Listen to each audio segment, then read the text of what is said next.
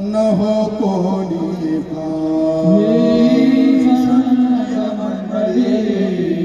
सुखी असो ओंकाराचा वारा गोरदसा माझ्या विश्वासा भावे काशी नामावणे तया असावे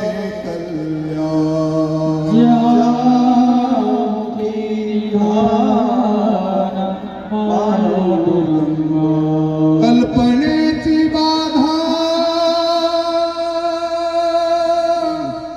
न हो कोणी काळी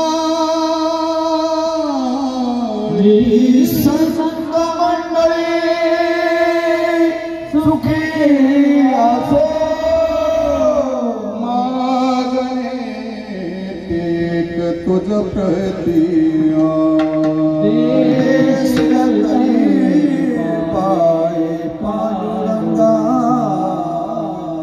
या संताशी हरि जय जय हरि जय। अत्यंत सुंदर अशा पद्धतीने या कार्यक्रमाचं आयोजन करण्यात आलेलं आहे। दाभाडी गावाला याचं श्रेय जातं। सपत्नीक सरपंचांच्या हस्ते महाराजांचा सन्मान होतोय आणि संतपूजन करण्यासाठी माननीय नामदार दादाभाऊ भुसे या ठिकाणी येत आहेत। त्यांच्या शुभ हस्ते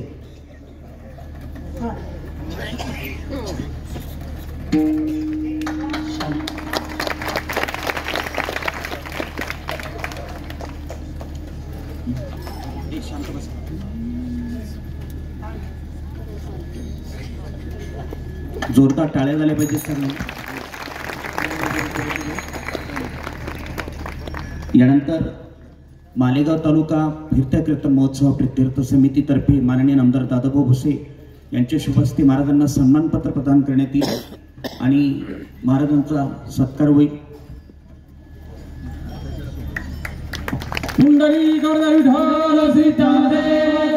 छत्रपती शिवाजी महाराज की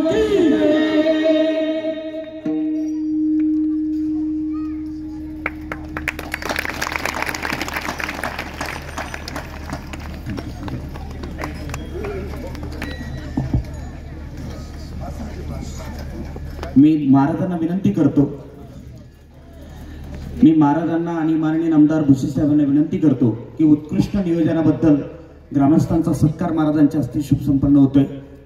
कृपया व्यासमंचावर आपल्या कमिटीतल्या लोकांनी या ठिकाणी हा सत्कार स्वीकारावा।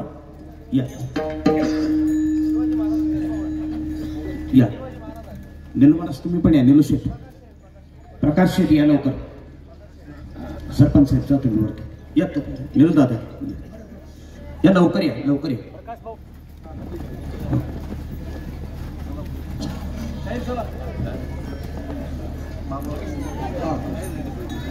महाराजांच्या हातून या कमिटीचा सन्मान होतोय। भरत दादा बाळा शांत। जोरदार टाळ्यांच्या गजरात गावकऱ्यांचंही स्वागत झालं पाहिजे। अतिशय सुंदर असं नियोजन या गावाने केले।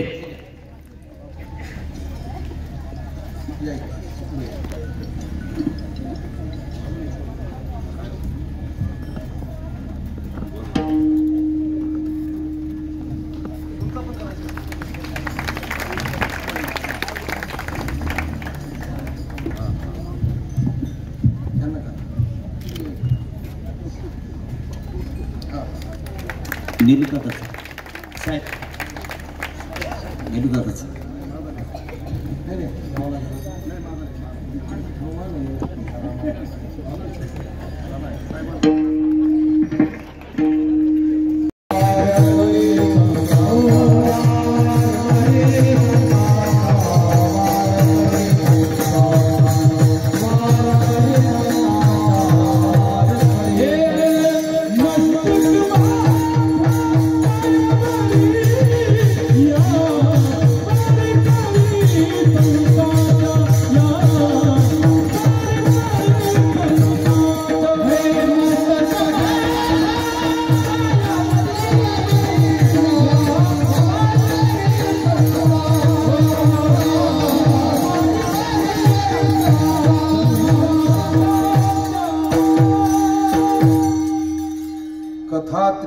संगम देव भक्तानी नाम तेथीचे उत्तम चरण रज वंदिता जळती दोषांचे डोंगर शुद्ध होती नारी नर गाती ऐकती सादर जे पवित्र हरिकथा संत श्रेष्ठ जगदवंदनीय जगद्गुरु श्री तुकाराम महाराज यांचा कीर्तन सेवेसाठी निवडलेला हा 4 चरणाचा अभंग या अभंगाद्वारा जगद्गुरु तुकाराम महाराजांनी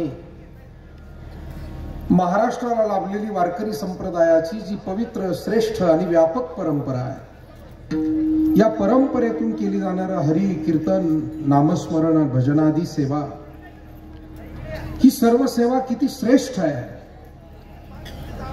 हे या अभंगाद्वारा महाराजांनी आपल्या पुढे मांडलंय। महाराज म्हणतात भगवंताची केली जाणारी हरिकथा ही अत्यंत पवित्रतम आहे, कारण हा एक त्रिवेणी संगम आहे। इथे भक्त एकत्र येतात, ते मोठ्या आवडीनं श्रद्धेनं एकरूप होऊन भगवंताचे गुणगान करतात, म्हणजे नाम आहे, भक्त आहे। आणि ज्या वेळेला भक्तिपूर्वक त्याचं नामस्मरण चिंतन केलं जातं त्यावेळेला परमात्मा सुद्धा तिथे उपस्थित होतो, म्हणून देव भक्त आणि नाम असा हा त्रिवेणी संगम। आणि या हरिकथेचं जो श्रवण करील, यामध्ये जो विविध सेवा करील तो तर भाग्यवान आहेच, पण तिथल्या मातीला उचलून आपल्या कपाळी लावील त्याची दोष क्षालन होतात, एवढं मोठं या आध्यात्मिक सेवेचं आणि हरिकथेचं महत्व आहे असं महाराज सांगतात। सामान्य दोष जातील यात नवल नाही, दोषांचे डोंगर जळतील असा विश्वास महाराजांनी आपल्या पुढे ठेवलेला आहे। जळतातच हा त्यांचा अनुभव आहे। सामान्य स्त्री पुरुष अबाल वृद्ध सर्वांना शुद्ध करण्याची ताकद या पवित्र हरिकथेत आहे। फक्त काय करावं, महाराज म्हणतात आदरपूर्वक श्रद्धापूर्वक या हरिकथेचं श्रवण करावं, गुणगान करावं। गाती ऐकती सादर जे पवित्र हरिकथा।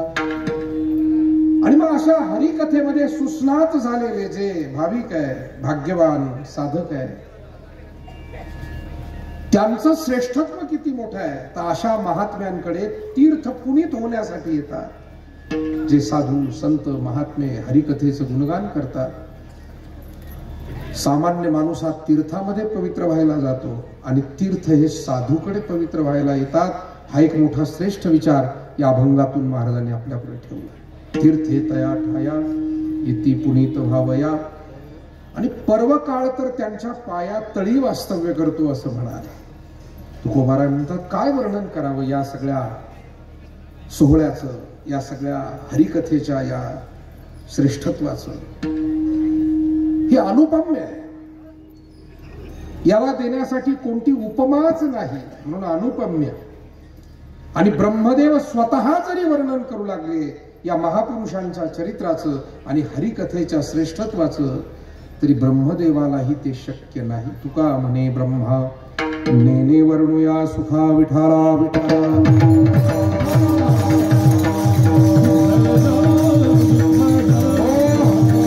अभंगातील 4ही चरणाचा हा सारांश विषय, महत्वाचा विषय आपल्या पुढे मांडला। दाभाडी तालुका मालेगाव जिल्हा नाशिक अत्यंत भव्य दिव्य अशा स्वरूपामध्ये संपन्न होत असलेला मालेगाव तालुका कीर्तन महोत्सव।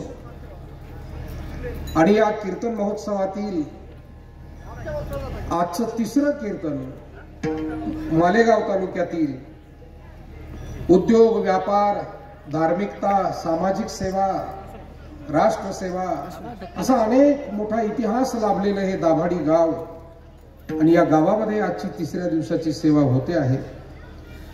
दाभाडी आणि इथला संपूर्ण परिसर भोवतालची सगळी गावं यामध्ये सहभागी आहेतच। मला वाटतं या मालेगाव तालुका कीर्तन महोत्सवाचं औचित्य सुद्धा तितकं श्रेष्ठ आणि पवित्र आहे, कारण याच जानेवारी महिन्यात आणि आता या सुरू झालेल्या नवीन वर्षामध्ये 22 तारखेला 22 जानेवारी 2024 भगवान प्रभू रामचंद्रासह सर्व देवतांच्या मूर्ती अयोध्येमध्ये मुख्य मंदिर ग्रहात विराजमान होत्या.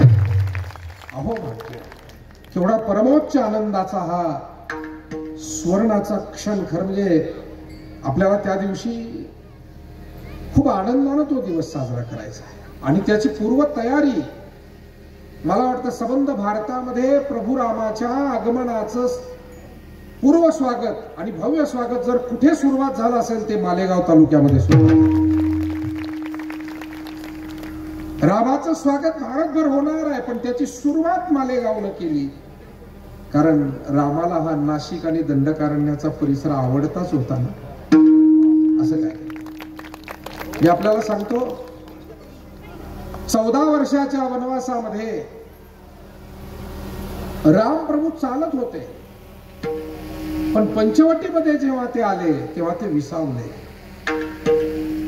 त्यांना इथं थांबावंसं वाटलं. पुढे जाण्याची त्यांची मनीषा नव्हती, इच्छा नव्हती. पुढे जावं लागलं. हा सगळा आगंतुक योग आहे. अर्थात याची कल्पना रामाला नव्हती असं म्हणता येणार नाही. राम आहे, भगवत विग्रह आहे. जसं भूतकाळाविषयी जाणतात, वर्तमान काळाचंही श्रेष्ठत्व माहिती आहे, तसं भविष्यातल्या घडामोडीही त्यांना ज्ञात आहे. परंतु ते स्वभावतः पंचवटीत नाशिकच्या या पवित्र परिसरात येऊन विसावले होते. कारण इथून वाहणारी गोदावरी गंगामाई, शेजारी असलेले त्र्यंबकराज भगवान आणि असा हा श्रेष्ठ असा पवित्र असा परिसर रामप्रभू थांबले. पण दुर्दैवानं रावणानं सीतेचं हरण केलं, चोरी केली. पुढे दक्षिणेकडे जावं लागलं. म्हणून मला वाटतं प्रभू रामचंद्रांनी नाशिक जिल्ह्याला, नाशिक जिल्ह्यातल्या मालेगाव तालुक्याला ही आज्ञाच दिली असावी की माझ्या स्वागताची तयारी. आणि म्हणून आमचे या तालुक्यातील सगळे आदरणीय वडीलधारी सगळे कीर्तनकार, प्रवचनकार, तरुण मंडळी, अभ्यासक, उपासक, विविध संप्रदायाचे आमचे सगळे आदरणीय साधू संत मंडळी, त्याचबरोबर गावोगावचे टाळकरी, वारकरी, बालवारकरी, गावोगावचे तरुण कार्यकर्ते, ज्येष्ठ मंडळी, माता भगिनी, संपूर्ण तालुका एकवटलेला आहे. व्यापारी आहे, शेतकरी आहे, कार्यकर्ते आहेत, लहान आहे, थोर आहे. आणि मला वाटतं ही जी संकल्पना पुढे आली, खरं म्हणजे वारकरी संप्रदायाच्या वतीनं मी मनपूर्वक मंत्री महोदयांना, दादा भुसे साहेबांना धन्यवाद देतो. खूप धन्यवाद साहेब. या व्यासपीठावरून आम्हा वारकऱ्यांच्या वतीनं आपल्याला खूप शुभेच्छा आहे. कारण या पवित्र पर्व काळाचा हा असा सोहळा या ठिकाणी आपण मालेगाव तालुक्यामध्ये साजरा करताय. हा सोहळा सुद्धा अत्यंत आगळा वेगळा आहे. तालुक्याच्या सर्व विभागांना या कीर्तन, भजन, अन्नदान आणि या भक्ती आनंदाची पर्वणी उपलब्ध व्हावी म्हणून आपण जे विविध पद्धतीने याचं नियोजन केलंय. अर्थात आमच्या आदरणीय गुरुबंधू मंडळींचंही आपण सगळ्यांचं, आमच्या वारकरी संप्रदायाचं मार्गदर्शन त्यामध्ये घेतलं. वारकरी भूषण परमादरणीय आमचे ज्येष्ठ मार्गदर्शक श्रावणजी महाराज आहिरे इथे बसलेले आहेत. वारकरी भूषण प्राध्यापक आणि कीर्तनकार म्हणजे आध्यात्मिकता आणि आधुनिकता या दोन्ही गोष्टी प्रभावानं महाराष्ट्रभर वारकरी संप्रदायाच्या तत्वज्ञानाचा प्रचार प्रसार करणारे माझे परम आदरणीय परमस्नेही गुरुबंधू नरेंद्रजी महाराज गुरव आणि सगळी माझी आदरणीय मालेगाव तालुका आणि परिसरातील गुरुबंधू कीर्तनकार, प्रवचनकार मंडळी, या सगळ्यांच्या संकल्पनेतून आदरणीय सुनील माऊलींसारखे या गावातील मगाशी निकम साहेब आणि सगळी मंडळी भेटली, असे गावोगावचे जाणते धुरीण कार्यकर्ती मंडळी, तरुणांचा उत्साह आपण येताना पाहिलं. तरुणांचा उत्साह, माता भगिनींचा सहभाग, बाल वारकरी, टाळकरी यांचाही ओसंडून वाहणारा आनंद आणि येत असताना भोवतालच्या घरोघरी गल्लोगली उभं राहून स्वागत करणारे आपले सगळे ग्रामस्थ, या सगळ्या गोष्टीचं वर्णन काय करणार. मला महाराज तुकोबारायांचं एक चरण फक्त आठवतं. अनिकती सुखे येथे कुरवंडी करोनिया सांगी इंद्रायसी करोनिया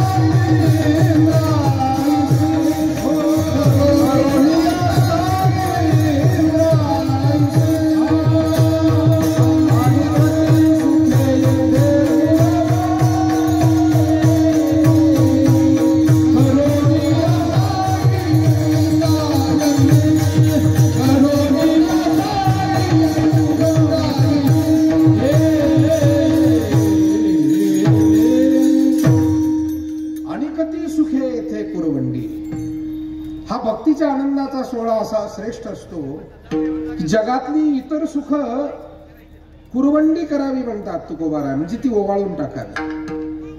पण कोणती सुख?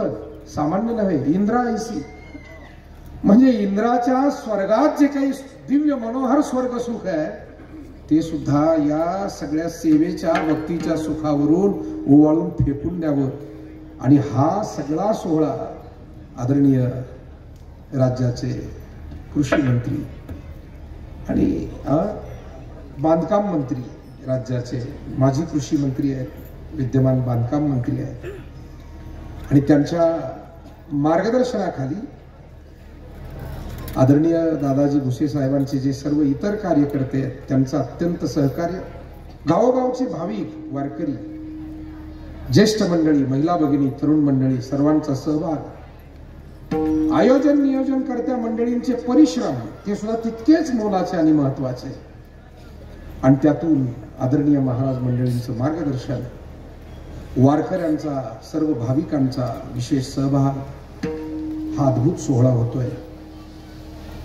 या सोहळ्याची चर्चा महाराष्ट्रावर गेली 15 दिवसापासून सुरू आहे. जशी आपली पत्रिका या सगळ्या इलेक्ट्रॉनिक माध्यमातून, मीडियातून सगळीकडे गेली, महाराष्ट्रभर ती पसरली. मागील आठवड्यात महाराजजी मी ज्या ज्या गावी गेलो, सोलापूरला, बार्शीला गेलो, नंतर ठाण्याकडे काल परवाच्याला गेलो, जयवंत महाराज तिथूनच इकडे आले होते, दुपारी आम्ही एकत्रच एका कार्यक्रमाला होतो. ठाण्याकडे गेलो, आणखी नगर जिल्ह्यामध्ये काही कार्यक्रम झाले, संभाजीनगरमध्ये, पण सगळीकडे गेली 10-12 दिवस ही चर्चा आहे की हा एक अद्भुत सोहळा आहे आणि एक वेगळी संकल्पना आहे की तालुक्यामध्ये विविध गावामध्ये एकाच वेळी अशा स्वरूपानं हा फिरता कीर्तन महोत्सव 7 दिवसाचा, ही संकल्पना सुद्धा एक आगळी वेगळी आहे. आणि ती आपण या मालेगाव तालुक्यातून सर्वांनी मंत्री महोदय साहेबांच्या विशेष उपस्थितीमध्ये, मी नुसतं पुढाकारानं म्हणणार नाही, कारण पुढाकार घेणारे अनेक पुढारी असतात आणि आम्ही सर्व मंडळी हे सगळं पाहत असतो, नागरिक म्हणून, वारकरी म्हणून, नागरिक म्हणून पाहतो. पण बऱ्याच वेळेला परिस्थिती अशी असते की ते फक्त बाकीच्यांना पुढं करून देतात या परमार्थाच्या कामात आणि ते निघून जातात. इथे तसं नाही आहे. आणि याचा विशेष आनंद नुसता मालेगाव तालुक्यातल्या वारकऱ्यांना नव्हे, महाराष्ट्रातल्या सगळ्या वारकऱ्यांना याचा आनंद. दादाजी भुसे साहेब हे कीर्तन महोत्सव आहे, हरिपाठामध्ये सहभागी आहेत, नियोजनामध्ये सातत्यानं बारकाईनं लक्ष, त्यांच्या सोबत आपल्या सगळ्यांचा माऊली फार मोठा सहभाग, धावपळ, दावाडी सारखी चांगली गावं, चांगले कार्यकर्ते, आणि त्याचबरोबर कीर्तनामध्येही साहेबांची उपस्थिती आहे. आणि उपस्थिती कुठे जाणवत नाही, हे आणखी एक वैशिष्ट्य आहे, एक नवल आहे. अन्यथा अशी अवघड गोष्ट आहे. राजकीय माणसांचे कार्यक्रम घ्यावे की न घ्यावे हा प्रश्न वारकऱ्यांना पडावा इथपर्यंत अडचणी आहे. कारण तुम्हाला सांगतो, आमच्या श्रीगुरु महाराजांनी असा एक सप्ताह एका गावी ठेवला आणि तिथले थोडे एक राजकीय कार्यकर्ते होते, जरा तरुण होते, उत्साही होते. कोणीतरी आगंतुक अचानक पाहुणे म्हणून एक नेते आले. आता त्या येणाऱ्या नेत्यांची काय चुकी, ते भेट द्यायला आले. पण या उत्साही कार्यकर्त्यानं महाराजांसमोरचा कीर्तन चालू, तो माईक उचलला, लगेच अनाउन्समेंट सुरू केली, अमके नेते आलेले आहेत, आता ते 2 शब्द बोलतील. महाराजांनी तिथेच जय विठ्ठल केलं आणि निघून गेले.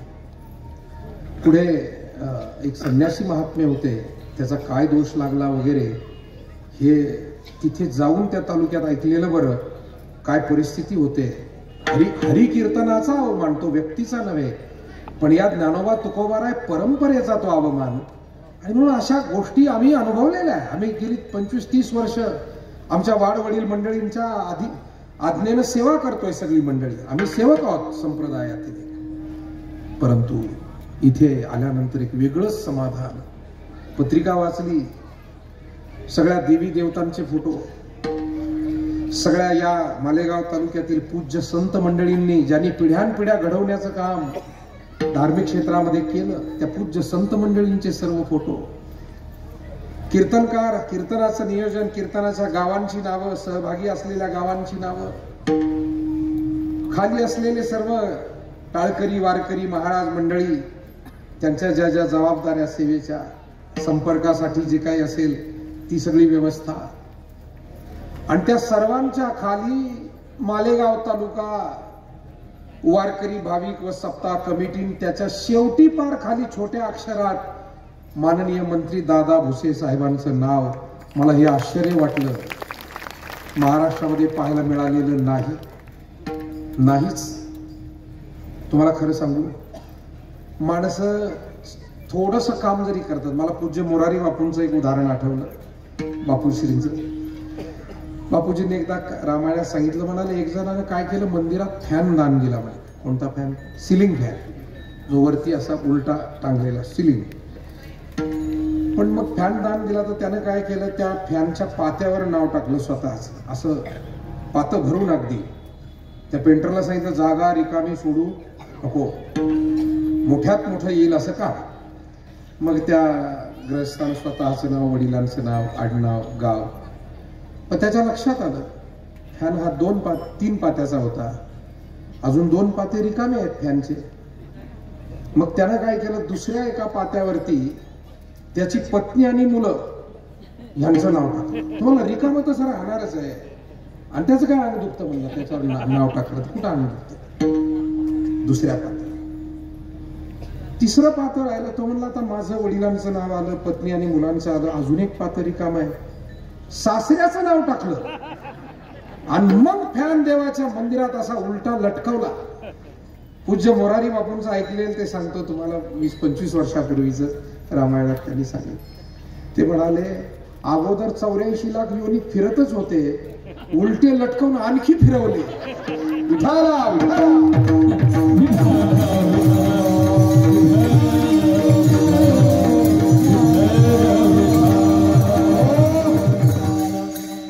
काय सांगायचं भुसे साहेब, आम्ही वारकरी फिरणारी माणसं आहोत.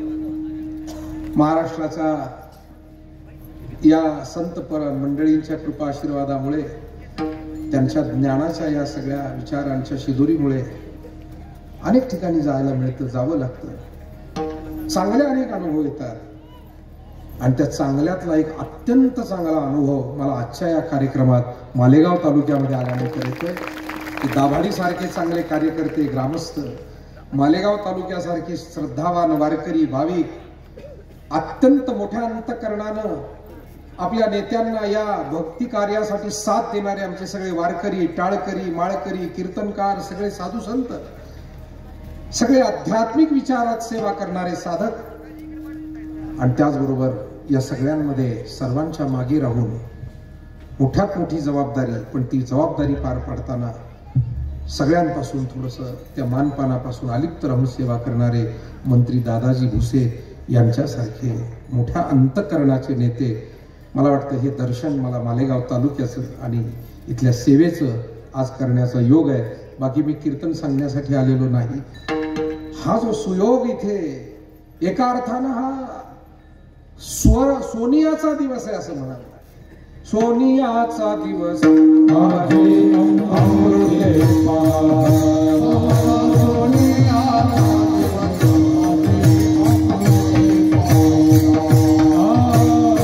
नाम आठविता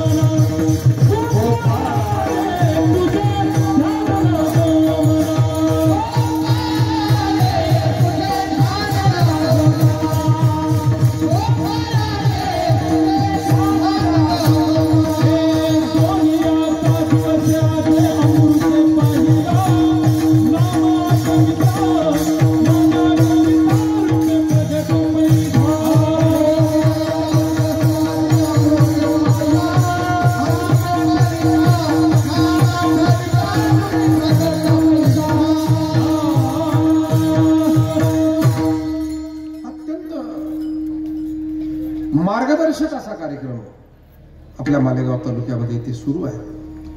आणि मी सांगितलं कुठल्या पर्व काळावरती आहे. मार्गशीर्ष महिन्यासारखा महिना आहे. मासानाम मार्गशीर्षोहम ऋतूनाम कुसुमाकरः.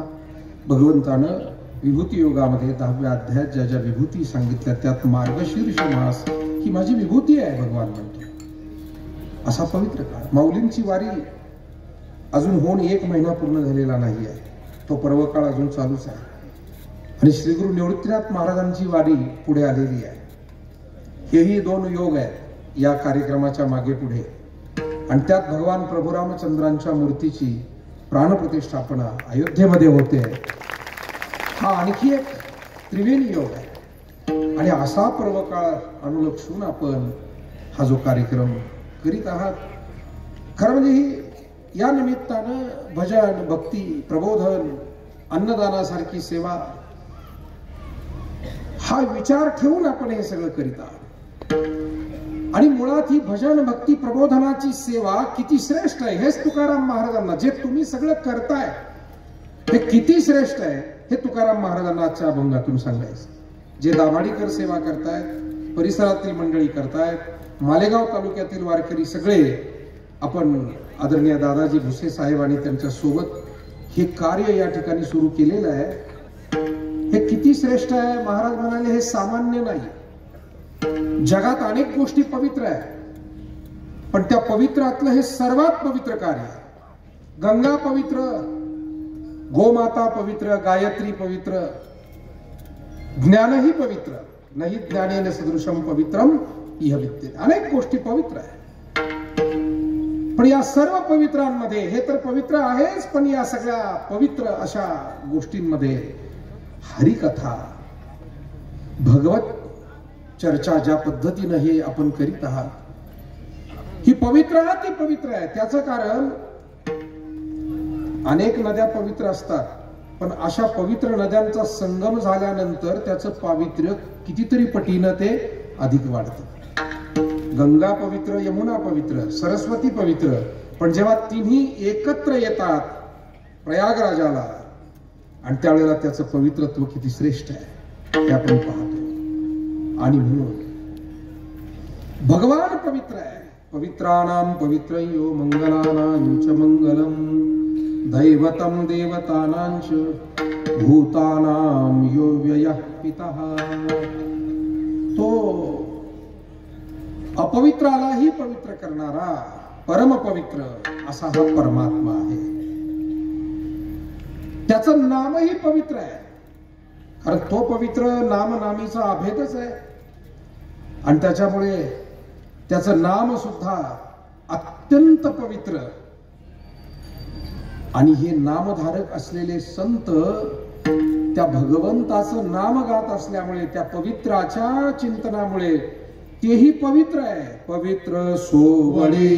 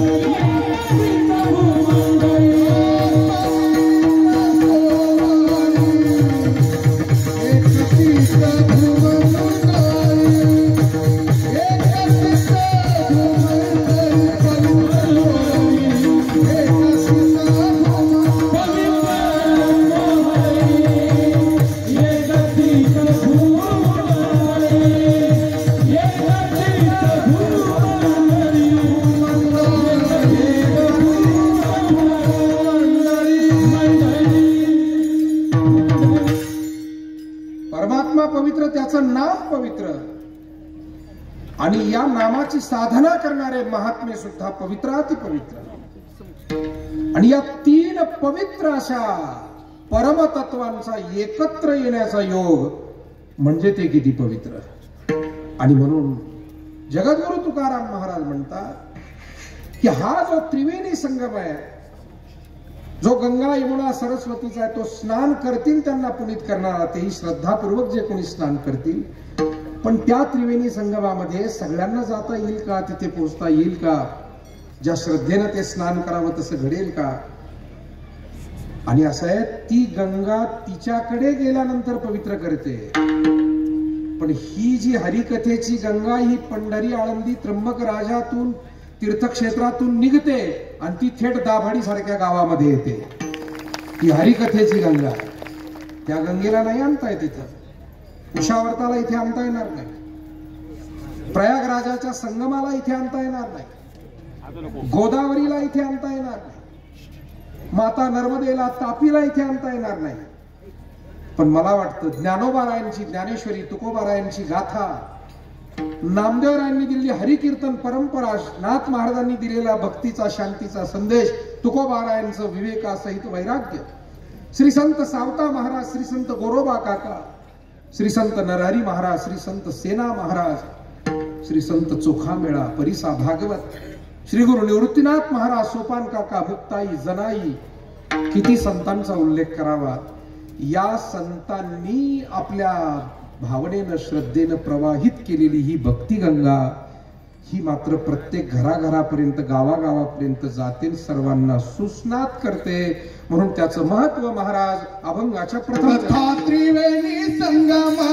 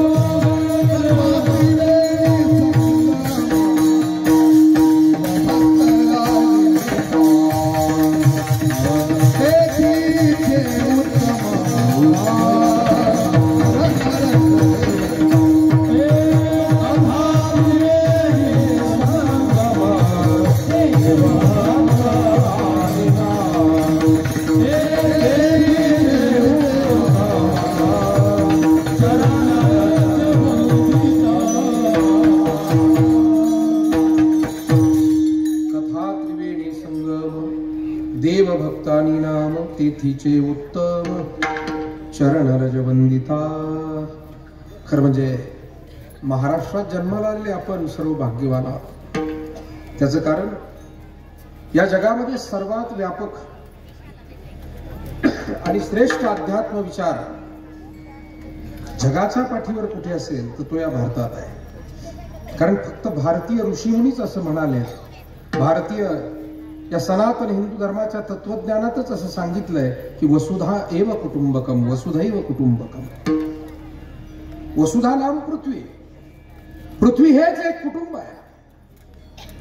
ही एवढी मोठी व्यापक विचारधारा आणि सकल जीवांच्या कल्याणाची विचारधारा, सकलांना सामावून घेणारी विचारधारा हिंदू धर्माची आहे. मला आपल्याला एक गोष्ट लक्षात आणून द्यायची. भारतावर अनेक परकीयांनी आक्रमण केली. हजारो वर्षामध्ये अशा गोष्टी अनेक वेळा घडल्या.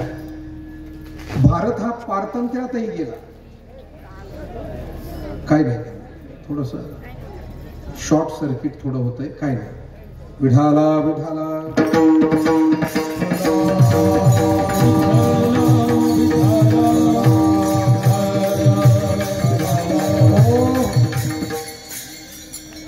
हळू चालू.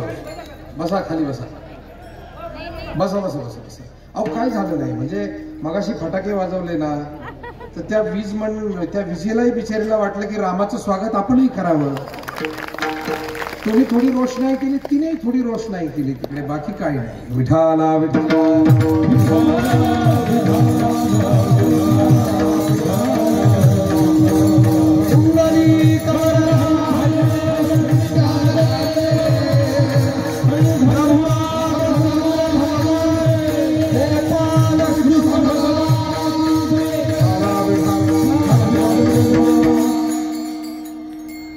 मी आपल्याला महत्वाचा एक विचार सांगत होतो, इकडे लक्ष असू द्या. भारतावर आक्रमण झाली आणि त्या आक्रमणांमध्ये भारताची सांस्कृतिक धार्मिक हानी झाली आणि समाजाची व्यक्तिगत कौटुंबिक हानी सुद्धा झाली. इथे आल्यानंतर इथले विविध संप्रदाय, पंथ, अध्यात्माच्या विचारधारा त्या मोडण्याचे प्रयत्न त्या आक्रमणकारी लोकांनी केले. मग ते काबूल, कंदाहार, अफगाणिस्तानातून आलेले लोक असू देत, अन्य कोणी लोक असू देत, वेगवेगळे बादशाह इथे आले आणि दुर्दैवाने त्यांनी मंदिरं पाडण्याचा सपाटा लावला, ग्रंथ जाळण्याचा सपाटा लावला, लोकांना धमकावून अगदी जीवे मारण्याची भीती दाखवून त्यांना धर्मांतरित करण्याचा सपाटा लावला. जे नाही ऐकणार त्यांना मारलं देखील.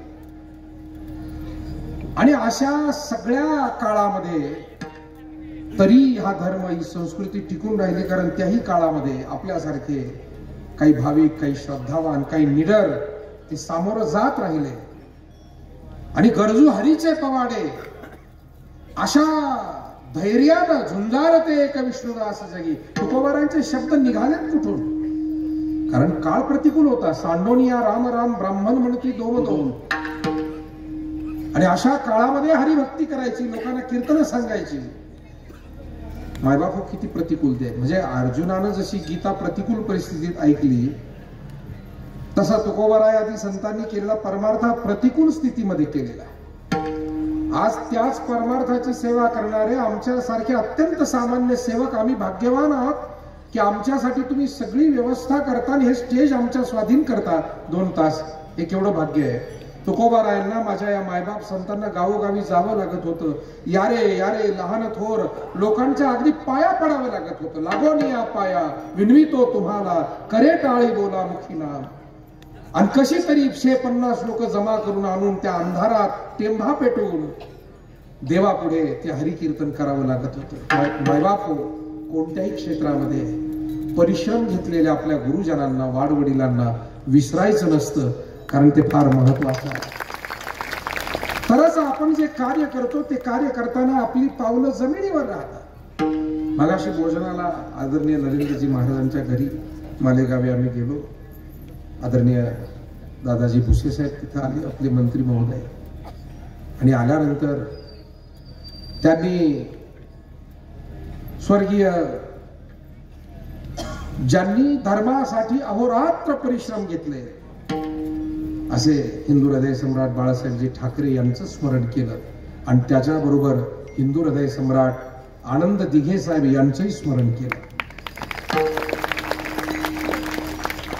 एक नकळत म्हणजे त्यांचा तो स्वभावच आहे, ते बोलून गेले, कारण ते सतत त्या विचारधारेत, त्या चिंतनात आहे.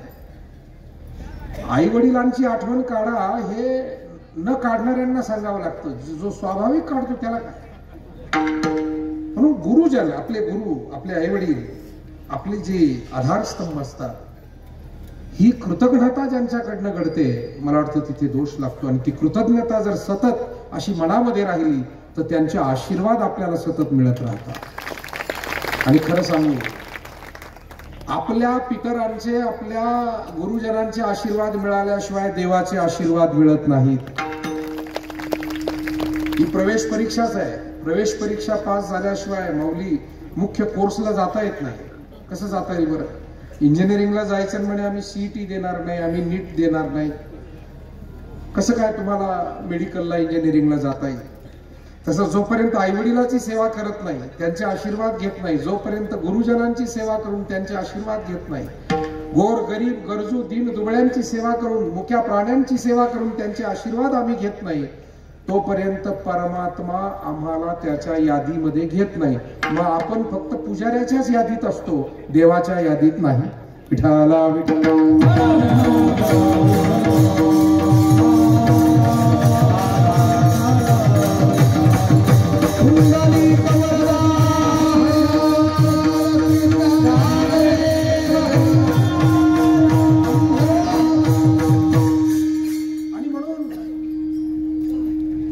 महत्वाचा विचार हा सांगायचा आहे. भारतावर एवढी आक्रमण झाली, पण हा धर्म, संस्कृती, ग्रंथ, विचारधारा जिवंत ठेवण्याचं काम सतत करण्यात आलं. मला एक ध्यानात आणून द्यायचंय, या देशात काही हिंदू राजे होऊन गेले नाही. स्वराज्याचे संस्थापक छत्रपती शिवाजी महाराज असतील, तिकडे महाराणा प्रतापांसारखे दिव्य तेजस्वी अनेक पुरुष असतील, पृथ्वीराज चव्हाणांसारखे असतील, त्याही अगोदर ज्या शालिवाहनांच्या नावाने शक सुरू झालं, ते या महाराष्ट्रातले मराठी हिंदू राजे शालिवाहन 2000 वर्षापूर्वी. पण हा सगळा इतिहास ज्यांनी अभ्यासलाय, अशा अभ्यासू काही लोकांशी माझ्या सारख्या वारकऱ्याने जेव्हा संवाद केला, मी विचारलं की आम्ही तर काही तुमच्या एवढा अभ्यास केला नाही, पण सांगा की एखादा असा हिंदू राजा आहे का ज्यानं कोणाची मस्जिद पाडली, ज्यानं कोणाचे धर्मस्थळ पाडलं आणि तिथं मंदिर बांधलं? म्हणाले असा एकही हिंदू राजा नाहीये ज्याने कोणाची मस्जिद पाडली, ज्याने कोणाचं धर्मस्थळ पाडलं, असं एकही नाही. आणि छत्रपती शिवरायांचा इतिहास आणि चरित्र तर आपण सगळेजण जाणतो. महाराजांच्या चरित्रात एक असा प्रसंग दाखवा कुठे की त्यांनी ही मस्जिद पाडली आणि तिथे एखादं महादेवाचं, गणपतीचं, अन्य कुठलं देवीचं मंदिर बांधलं, असं काही झालं नाही झालं. आणि म्हणून याच्यातच विचारांची श्रेष्ठता लपलेली आहे. हे काही त्यांना अवघड होतं का? काय अवघड होतं? एकदा सत्ता हाती आल्यानंतर ही गोष्ट करणं शक्य होतं, पण त्यांनी त्याची पुनरावृत्ती केली नाही. त्यांनी उलट आपल्या सैन्यातील विविध धर्माच्या लोकांना त्यांच्याही प्रार्थनेची सोय करून दिली. हा त्यांचा इतिहास आहे. हा इतिहास कुणामुळे? त्याचं कारण श्रीकृष्णाचं चरित्र या देशाला लाभलेलं आहे, प्रभू रामाचं चरित्र या देशाला लाभलेलं आहे. की जो राम रावणाला मारल्यानंतर त्याच्याशी वैर संपला असं जाहीर करतो आणि लक्ष्मणाला सांगतो की जा मरता मरता 4 शब्द त्याचे काही ऐकून ये, कारण तोही एक अनुभवी माणूस होता, आता पडला धरणीवर, त्याचं आपलं वैर राहिलं कुठे? हा प्रभू राम आहे, जो रावणाला मारल्यानंतर जेव्हा मंदोदरी रामाला भेटायला येते त्यावेळेला राम उठून उभे राहतात, उठून उभे राहतात. म्हणजे आपली शत्रूची पत्नी आल्यानंतर तिला दिलेला हा आदर, रामानं उठून उभं राहावं. आणि मंदोदरी रागावलेली आहे, चिडलेली आहे, दुःख तर आहे, रडते आहे, आणि ती सांगते की का मारलं माझ्या पतीला तुम्ही?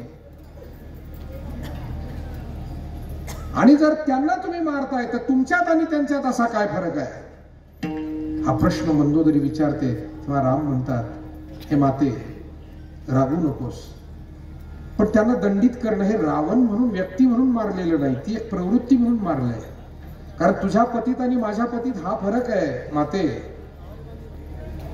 माझी पत्नी एकटी असताना तिला पळून आणणारा तुझा पती आहे, आणि रावण मेलेला असतानाही त्याच्या पत्नीला आई म्हणणारा मी आहे. हा त्याच्यात आणि माझ्यात फरक आहे. असं राम म्हणाले. तेव्हा या देशाला ही रामाची संस्कृती आहे, कृष्णाची आहे.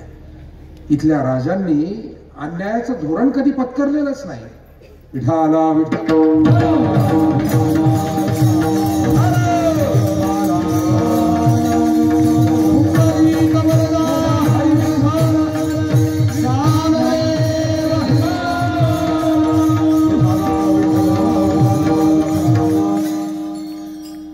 आणि म्हणून या हिंदू धर्मानं वसुधैव कुटुंबकम हा संदेश दिला.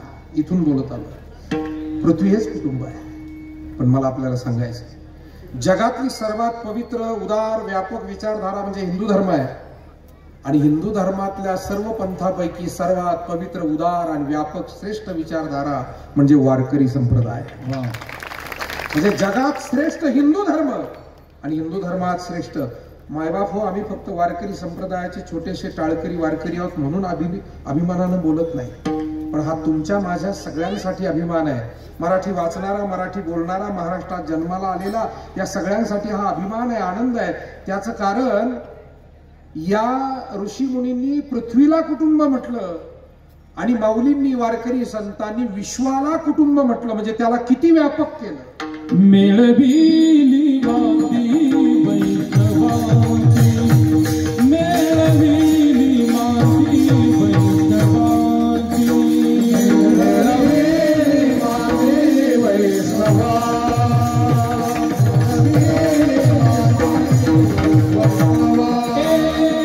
जयाने हातली मुक्तीची गवांची, मेळविली माती वैष्णवांची,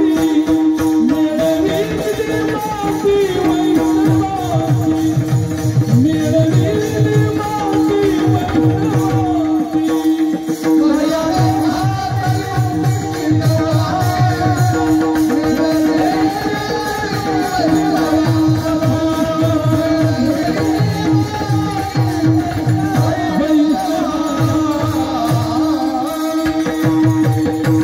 जयाने हातली मुक्तीची मुक्तीची गवांदी, मेळविली मांदी. आणि वैष्णव मांदियाळी एकत्र करताना या विश्वाला कुटुंब म्हणाले. हे विश्वची माझे घर, ऐसी मती जयाची स्थिर, किंबहुना चराचर आपणची जाहला. ऋषी मुनी म्हणाले वसुधैव कुटुंबकम.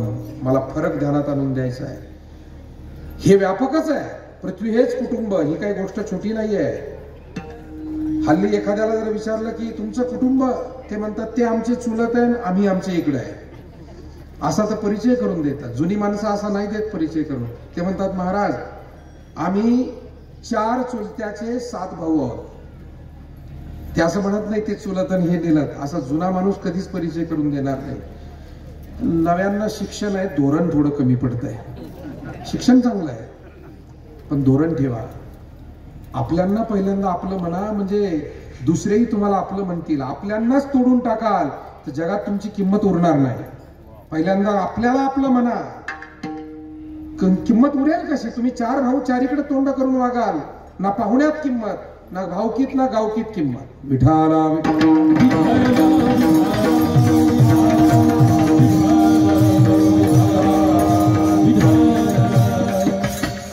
पटो ना पटो, मला या व्यासपीठावरून तरुण पिढीला ही जाणीव करून द्यायची. आपले आई वडील, आपले बंधू भगिनी, आपला घर परिवार, चुलते काके मामा, शेजार पाजार, गाव आपलं म्हणत चला. जनमित्र होई सकळांचा, अशुभ न बोलावी वाचा. अशुभ का बोलता? शुभ बोला. पूर्वी म्हणायचे शुभ बोलणाऱ्या, अशी एक म्हणत होती. चला ती गोष्ट वगैरे सांगून वेळ घेत नाही. परंतु मला असं वाटतं कुटुंबाची व्याख्या किती छोटी झाली. हम दो हमारे दो. आता त्याच्याही पुढे चाललंय. हम दो हमारा एक, आणि तिकडं हम दो हमारे 20 तिकडं. त्याच्यामुळे मंत्री महोदय, या जमलेल्या आमच्या सगळ्या तमाम समाजाची आता इच्छा आहे ती मोदीजींपर्यंत पोहोचवा. आता समान नागरी कायदा आला पाहिजे. कारण हा समतोल जर झाला तर उद्या पुन्हा एकदा ही मंदिरं, हा धर्म, ही संस्कृती, हे सगळे ग्रंथ आणि आमच्या विविध महापुरुषांनी दिलेले विचार हे जिवंत राहतील का? आणि म्हणून पाकिस्ताननं आक्रमण करून भारत घेण्याची गरज पडणार नाही. इथेच जर आबादी बढाव असा कार्यक्रम चालत राहिला तर लोकशाही पद्धतीनेच भारत ताब्यात जाईल. विठाला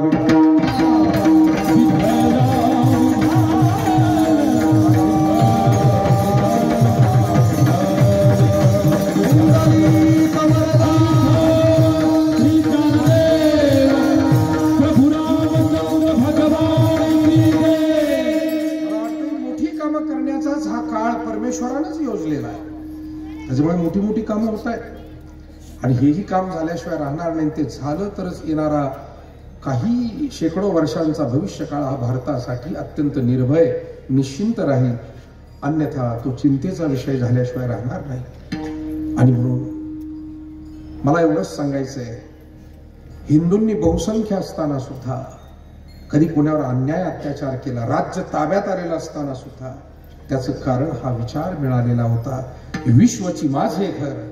ज्ञानोबा संकल्प करतात सर्वांना सुखी आनंदी करण्याचा, पण तो संकल्प फक्त आपलं घर परिवार आनंदी करण्याचा नाही, अवघ्या जगाला आनंदी करण्याचा. अवघाची संसार सुखाचा करीन, अवघाची संसार सुखाचा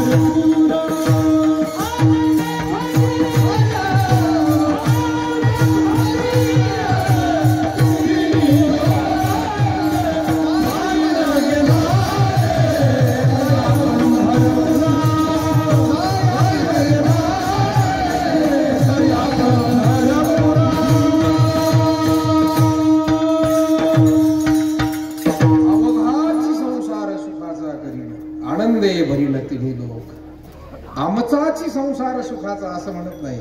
मुळात माऊलींना आमचा संसारच नाही.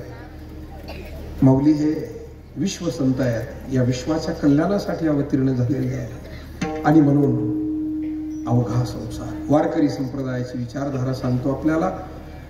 इथे लहान थोर हा भेद नाही, आपला परका हा भेद नाही, गरीब श्रीमंत हा भेद नाही, जात धर्म हाही भेद नाही. मायबाप हो, इतर धर्मामध्ये त्यांची प्रार्थनेत तुम्हाला सहभागी व्हायचं असेल, कायमस्वरूपी तिथे त्या प्रार्थनेत जायचं असेल तर तो धर्मच पत्करावा लागतो. वारकऱ्यांमध्ये इतर धर्माचे लोक त्यांच्या धर्माचं आचरण करून हेही भजन करू शकत होते. ही सुद्धा एक काही वेगळी आणि श्रेष्ठ विचारधारा. कबीर मोमीन लतीव मुसलमान सेना न्हावी जान विष्णुदास.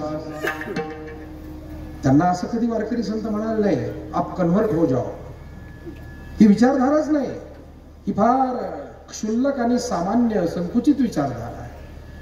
मुळात त्याला ते परक म्हणून पाहतच नव्हते. तुझा वेश वेगळा असेल, तुझी प्रार्थना वेगळ्या भाषेत तू देवाला सांगत असशील आणि तू इथे येऊन आमच्यामध्ये जर रामाचं कृष्णाचं गुणगान करणं आम्हाला ते वेगळं वाटत नाही.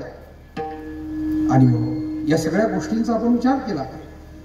वारकरी संप्रदायामध्ये ज्ञानोबाराय जेव्हा अवतीर्ण झाले, ज्ञानोबाराय आळंदीत थांबण्यापेक्षा त्यांनी पंढरीकडे जाणं पसंत केलं. त्यांच्या लक्षात आलं हे महाराष्ट्राचं, मराठी माणसाचं, सर्व जाती धर्मीयांचं आराध्य दैवत आहे भगवान पांडुरंग. आणि या पांडुरंगाच्या वारीला आपण जाऊया.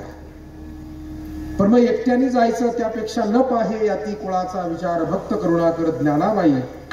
माऊली ज्ञानदेवांनी सगळ्या लहान थोरांना सोबत घेतलं, आवाहन केलं आणि निघाले. वास्तविक योगियांची माऊली, ज्ञानियांचे राजे, ज्ञानियांचे शिरोमणी, त्यांना गरज नव्हती हाती पताका घेऊन पंढरीला जाण्याची. परंतु माझे जीवीची आवडी पंढरपुरा नेईन गुढी पांडुरंगी मनरंगले गोविंदाचे गुणी वेधले. तिथे गेल्यानंतर एक वेगळी विचारधारा त्यांनी दिली. अध्यात्म सुरूच होतं जगामध्ये, पण वेगळं वेगळं सुरू होतं. जसं म्हणतात की बऱ्याच वेळेला हिंदूंच्या सैन्याचे पराभव होण्यामागे एक कारण होतं, तिथे वेगळ्या वेगळ्या चुली पेटायच्या आणि शत्रू म्हणायचा की हे दिवसभर लढताना एकत्र आहे पण संध्याकाळी जेवताना बाजूला आहे, म्हणजे हे मनानं तेवढे एक. या उलट इस्लाम धर्मीय जे आक्रमणकारी होते त्यांचं एकत्र चूल पेटायची आणि एकत्र जेवायचे. मला वाटतं इतिहासातून काही शिकण्यासारखं आहे आणि ते शिकलो तरच उद्याचा भविष्यकाळ चांगला आहे. किती वेगळं वेगळं आपण एकमेकांपासून राहणार. आणि वारकरी संप्रदायानं वेगळेपण आपलं दूर केलंय. हा वारकरी संप्रदाय आहे की ज्यानं सर्व स्तरातील समाजाला एकत्र आणलं, एकत्र बसवलं. वारकरी संप्रदायाने दोन गोष्टी मोठा संस्कार दिला गेल्या 700 वर्षामध्ये, आणि तो म्हणजे सर्व जाती धर्मीयांना, सर्व परिस्थितीतील लहान थोरांना एकत्र भोजन दिलं आणि एकत्र भजन करायला लावलं. भजन आणि भोजन या दोन्ही गोष्टी एकत्र करून एक सामाजिक अभिसरण त्यांनी घडवून आणलं आणि त्याच्यामुळे एक समानतेकडे जायला मदत झाली. आपण समानतेकडे गेलो असं धाडसानं कोणीच अजून म्हणू शकत नाही, पण तिकडे जायला मदत झाली. विठाला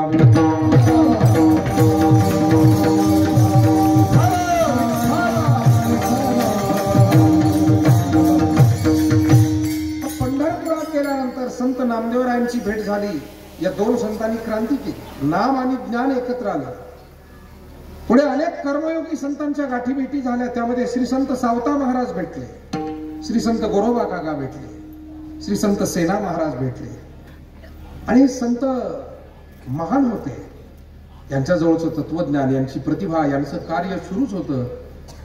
पण आपण एक काम करतोय, आपलं आपलं कर्मयोग आहे आणि त्याच्यामुळे आपण कसले संत. ज्ञानोबाराय म्हणले अरे असं नसतं बाबा. कोणी मठा मंदिरात जाऊन राहिला म्हणजे तेवढ्यानं तो संत होतो, आणि एखाद्यानं आपलं उपजीविकेचं काम करता करता धार्मिक सामाजिक काम केलं म्हणजे तो कमी असतो, असा फरक नाहीये. जगात पहिल्यांदा ज्ञानोबारायांनी संसारी साधू आणि संन्यासी साधू हे दोघं सारखे आहेत हा विचार जगाला त्यावेळी दिला. किती मोठा विचार आहे, किती मोठा विचार आहे. नाही तर मी सांगितलं नाही, वेगवेगळ्या चुली होत्या आणि त्या अजूनही काही जण लावू पाहतायत, तिकडच लाकडं घालतायत. कोण म्हणतो मी संन्यासी आहे, कोण म्हणतो मी वारकरी आहे, कोण म्हणतो मी आमका. अरे नाही, आपण सगळी त्या ईश्वराची लेकरं आहोत आणि त्याचे सेवक आहोत, बस इतकंच ध्यानात ठेवा.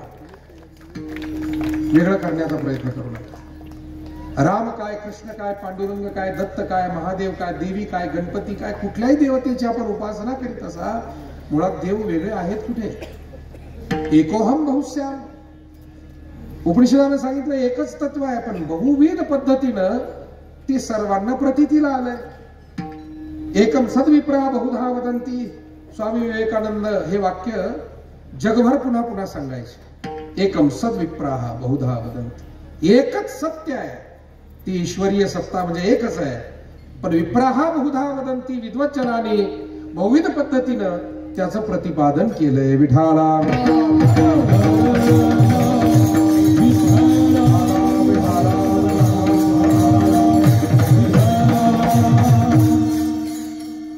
देव वेगळा असू शकत नाही, त्याचे अवतार जरी भिन्न भिन्न असले तत्व एक आहे. आता ही वीज आहे, माईक चालतोय, सुंदर माईक व्यवस्था आहे, लाईट व्यवस्था सुंदर आहे, डेकोरेशन चांगलं केलंय. तेव्हा लाईट या विजेवर चालतो, माईक या विजेवर चालतो, हे कॅमेरे वगैरे या विजेवर चालतात, मशिनरी सर्व. वीज तर एकच आहे, चालणारी मशिनरी सगळी वेगवेगळी आहे, काम वेगवेगळं त्याद्वारा सुरू आहे. तसंच ज्या ज्या वेळेला जे रूप घेणं गरजेचं आहे तत्व तेच आहे, शक्ती तीच आहे. अहम निर्विकल्पो निराकार रूपो विभुर्व्याप्य सर्वत्र सर्वेंद्रियाणि सदा मे समत्वम न मुक्तिर्न बंधश चिदानंद रूप शिवोहम शिवोहम. हे शिवतत्व आहे, आत्माही त्याचंच रूप आहे. आणि भिन्न भिन्न आहे कुठे, हे सगळं एक आहे. आणि म्हणून मला वाटतं या जगतामध्ये वारकरी संप्रदायाने पुन्हा एकदा हा श्रेष्ठ विचार अध्यात्माचा रुजवला. तो नुसता सांगितला नाही, रुजवला. ज्ञानोबारांनी या सगळ्या संतांना सोबत बसवलं. असं घडलं मायबाप हो. पुजारी मंडळींनी चोखोबारायला मंदिरात प्रवेश नाकारलेलाच होता, आग्रह धरला तरी जाऊ देणार. उलट पक्षी त्यांच्यावर चोरी केल्याचा आळ घेतला आणि चोखोबाराय भगवंताचा धावा करू लागला. धाव घाली विठू आता चालू नको धाव घाली विठू आता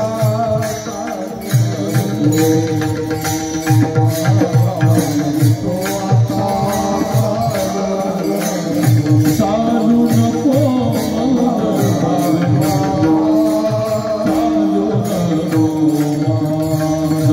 पडवे मज मारिता काय अपरा पडवे मज मारिता काय अपरा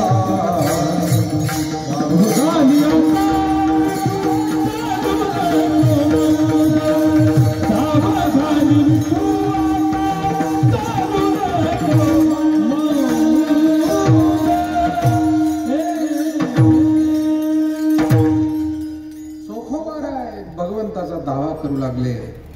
आणि जेव्हा चोखोबारायांच्या बाबतीत असं घडलं हे ध्यानात आलं, ज्ञानोबाराय चोखोबारायांजवळ आले असावे.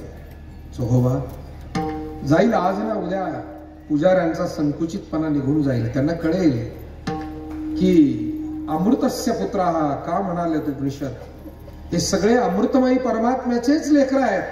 मग त्याच्यात वेगळेपण मानण्याचं कारण काय? पण त्यांना अजून ते कळलेलं नाही. ते उचनीच भावनेत अजून अडकलेले आहे. येईल तो योग. पण चोखोबा तुम्ही निराश होऊ नका, मी आहे ना, आपण भजन करू. पण म्हणले तुमच्या कीर्तनाला मला कसं येत आहे. मला वाटलं बरं, मी सांगत नाही, दावा करत नाही, हे घडलेलंच आहे. पण एक वारकरी म्हणून विचार करताना काही भावनेतून गोष्टी जाणवतात ना. जसं कादंबरीकाराला काही थोडंसं फुलवण्याचा अधिकार असतो, तसा कीर्तनकाराला अल्पस्वल्प असतो. आणि म्हणून असं वाटलं की ज्ञानोबारायांकडे चोखोबाराय गेले असावे. तसे संदर्भ अभंगातून कुठे कुठे मिळतातच. आणि मग सांगितलं चोखोबा, राऊळात कीर्तन केल्यावर जर तुम्हाला येऊ देत नसतील तर तुमच्यासाठी हे कीर्तन मी राऊळातून वाळवंटात आणतो. म्हणून पंढरीत वाळवंटाचं महत्व तेव्हापासून सुरू झालं असावं असं मला वाटतं. या वाळवंटाला मी विचार करत होतो एक दिवस, हे वाळवंट वाळवंट वाळवंट इतकं का वर्णन या वाळवंटाचं सतत संतांच्या अभंगामध्ये आहे. खेळ मांडी येला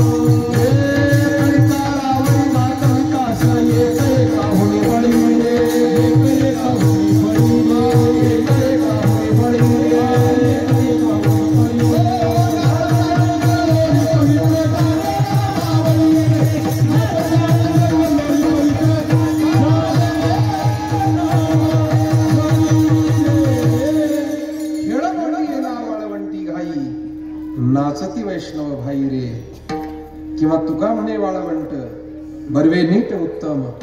या वाळवंटाचे अनेक संदर्भ आहे, मी अधिक वेळ घालवत नाही. परंतु ही वाळवंटाची परंपरा पंढरीत आली कशी? काही जण थोडासा भेदभाव करून तोडण्याची भाषा करायला लागले. ज्ञानोबाराय म्हणले नाही, मी अवताराला आलोय, जोडण्यासाठी आलोय, तोडण्यासाठी नाहीच. मी जोडणार. तुम्ही मला मंदिरात हे काम जोडण्याचं करू दिलं नाही तर मी माझं कीर्तन घेऊन वाळवंटात जाईल. आता तिथं कोण बंधन घालील मला? जसं दोन्ही देशाच्या सीमेच्या मध्ये एक नो मॅन लँड असते बा, आंतरराष्ट्रीय जाणकारांना माहिती आहे, तिथे कोणत्याच देशाचा कायदा लागू होत नाही. मला असं वाटतं त्याच्यासाठी काही योजना वाळवंटाची केली की काय कोणास ठाऊक. मंदिराचे पुजारी मंदिरात माझ्या चोखोबाला येऊ देत नाही, मग मी वाळवंटात, म्हणजे थोडेसे तुमचे नियम इथे शिथिल होतील असं ज्ञानोबारायांना वाटलं. एक ध्यानात घ्या, हा वारकरी संप्रदाय आहे. एखाद्या भक्ताला एखाद्या ठिकाणी प्रतिबंध असेल तर उपासनाच त्याच्या सोबत बाहेर घेऊन जाणारा, हा विचार एकदा समजून घ्या. फार उंचीवर जावं लागेल. वारकरी संप्रदाय समजून घ्यायला आयुष्यभराचा अभ्यास कमी पडेल. मायबापू, ही काय उंची आहे, ही काय व्यापकता आहे, आणि हे कसं सगळ्याला सामावून घेतलंय. आणि म्हणून हा महाराष्ट्र टिकला, जगला, वाढला, तो घडला. त्याचं कारण माणसाला माणूस जोडण्याचं काम ते ज्ञानोबारायांनी केलं, नाथ महाराजांनी केलं, या सर्व संतांनी केलं. पुढे जगद्गुरु तुकोबारायांनी हे कार्य कळसावर नेऊन पोहोचवलं. महिनाबाई म्हणतात, भजन करा सावकाश, तुका झाला से कळस. कारण हे कळसावर कार्य नेताना त्या काळी पुन्हा अनेकांना ठणकावून सांगितलं, भेदा भेद भ्रम अमंगळ. मला वाटतं आज वैश्विक जे प्रश्न आहे दोनच मुद्द्यावर आहे.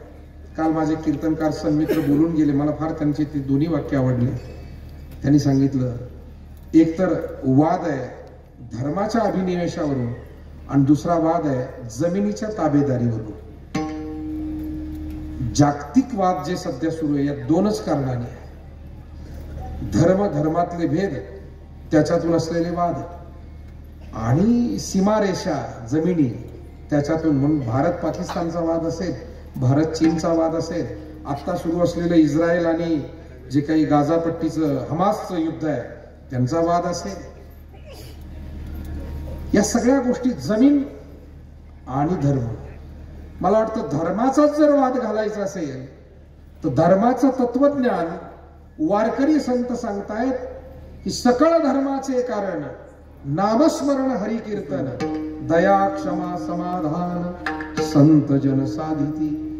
माऊली म्हणाले, सकळ धर्माचा सारांश इतकाच निघू शकतो की तुम्ही तुमच्या पद्धतीनं तुमच्या देवतेचं नामस्मरण करा, हरिकीर्तन करा, आणि त्या साधनेतून तुमच्या अंतःकरणातली हिंस्रता, संकुचितता ती निघून जाऊ द्या, आणि दया क्षमा शांती समाधान अशी सद्गुण उदयाला येऊ द्या. हरिभजन हे धवळीले जग, चुकविला लाग. कळीकाळाचा विषय नाही, चालेल. विठाला विठ्ठल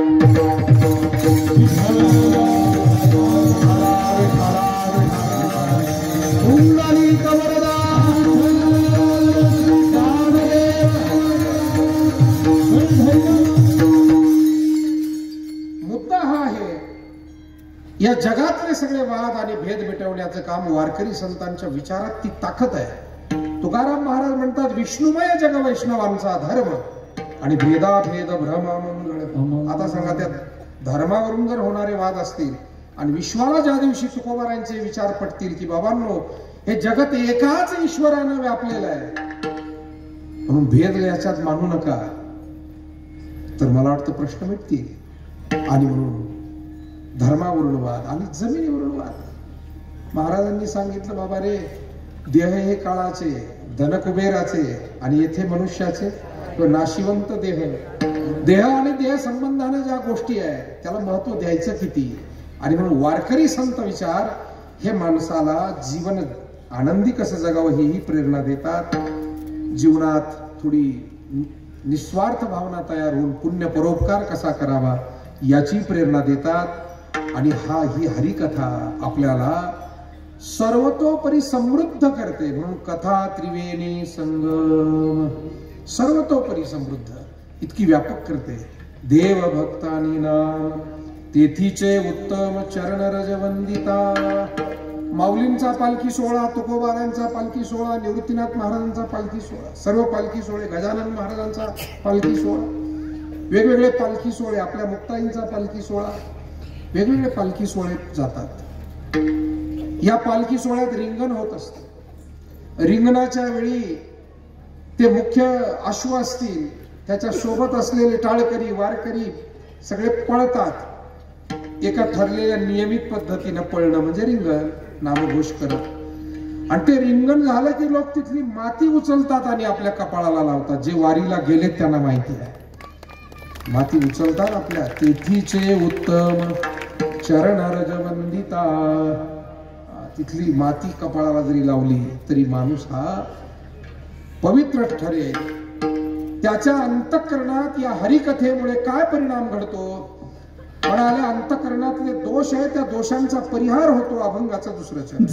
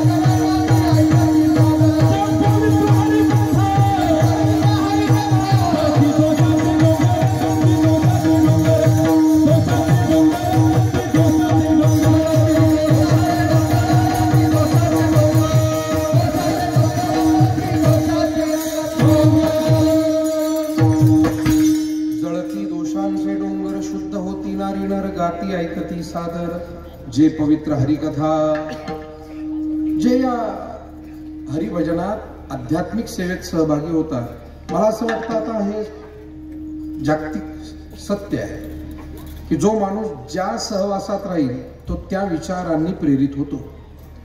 चोरांच्या संगतीत राहिला तर माणसाला चोरीचीच प्रेरणा होते. पैसा चोरापाशी पैसे होय भूती,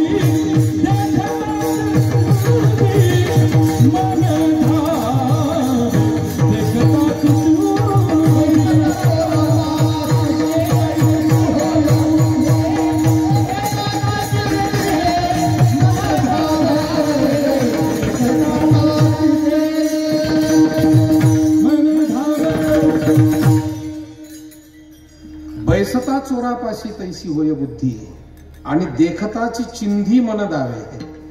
मला वाटतं तुकोबारायांच्या अभंगात वाचल्यापासूनच चिंधी चोर हा शब्द तयार झाला काय कुणास ठाऊक, पण महाराजांच्या गाथेत हा चिंधी चोराचा उल्लेख आहे.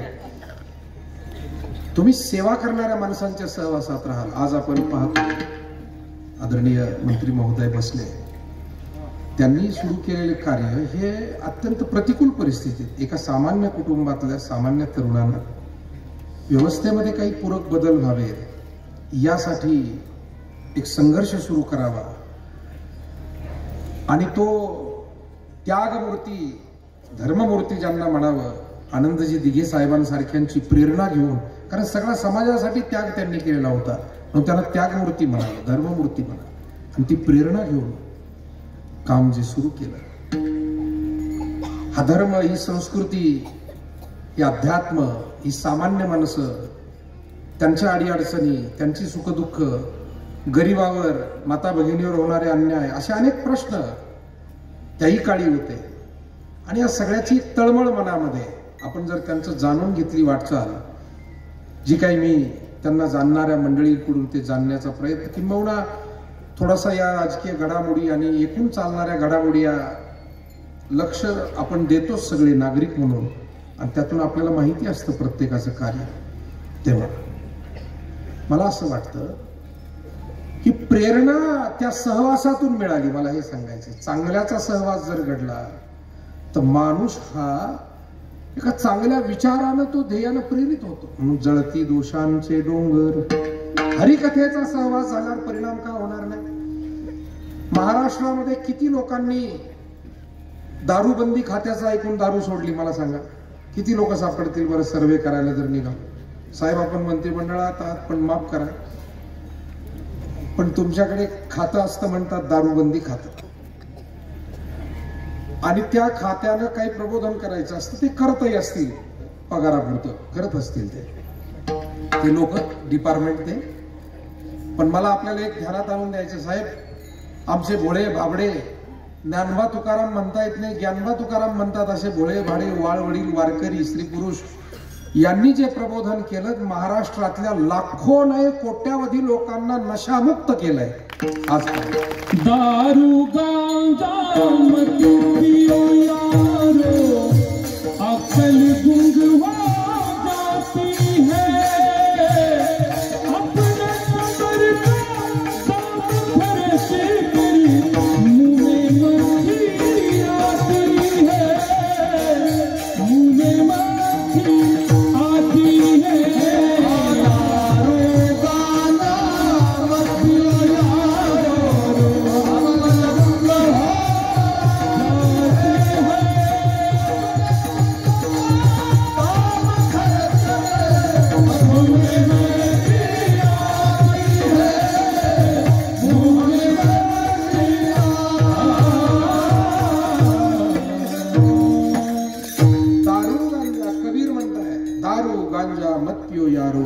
अक्ल गुंग हो जाती है, अपने पलों का दाम खर्च कर मुंह में मिट्टी मिलती है. माणसाची बुद्धी जागेवर राहते काय व्यसनाने? आणि म्हणून व्यसन हे माणसाला काय काय घात करायला लागले. नेपाळच्या एका राजकुमारानं 9 माणसं मारली होती, मायबाप. 22 वर्ष झाले त्या घटनेला, पण जाणत्या मंडळींना ती बातमी आजही ध्यानात आहे.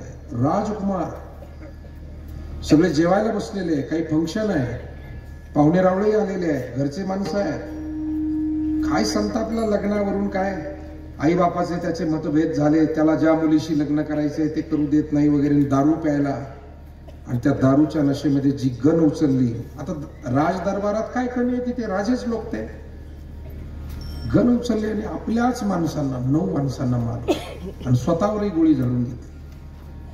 नशा ही काय उद्ध्वस्त करते, संपूर्ण राजघराणं त्यावेळेला उद्ध्वस्त झालं, संपलं. पुढे त्या राजाचे दुसरे भाऊ मग ते राजे झाले वगैरे, वीरेंद्र आणि ज्ञानेंद्र असे काही 2 भाऊ. मला आठवती ती बातमी थोडीशी. मुद्दा हा आहे, दारू गांजा मत पियो यारो, अक्कल गुंग हो जाती है. नशा ही माणसाला माणसातून उठवते. मध्ये मातले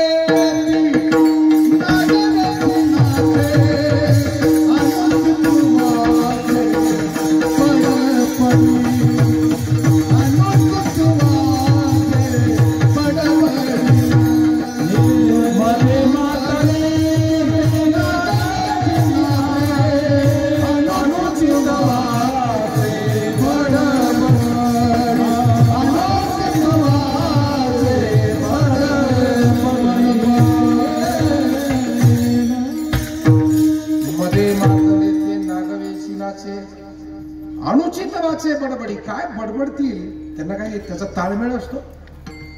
म्हणजे 2 दारुडे उशीर झाला म्हणून एका मंदिरात जाऊन झोपले.